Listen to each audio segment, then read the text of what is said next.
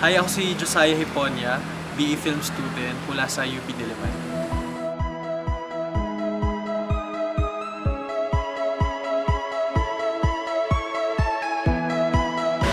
Ang role ng student regent, especially dahil student regent siya ng University of the Philippines, ay syempre i-represent yung genuine na interests at demands ng mga estudyante sa UP, pati na rin yung iba't ibang mga sektor sa labas ng UP na dapat pinaglilingkuran ng bawat eskolar ng bansa.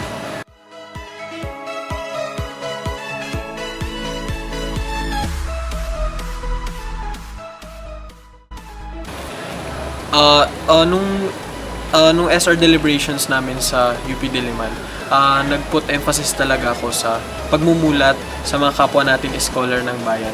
Siguro nandun na rin yung background na isa ko alagad ng media from the College of Mass Communication, and we put emphasis talaga sa pagmumulat sa mga kapwa natin scholar ng bayan kasi dapat malaman muna ng bawat estudyante yung mga kinakaharap nating mga issue at kampanya para mas maengganyo silang kumilos at sama-samang pagtagumpayan yung mga kinakaharap natin. So ayun, unang-unat sa lahat ay imumulat natin ang bawat scholar ng bayan sa mga kinakaharap natin.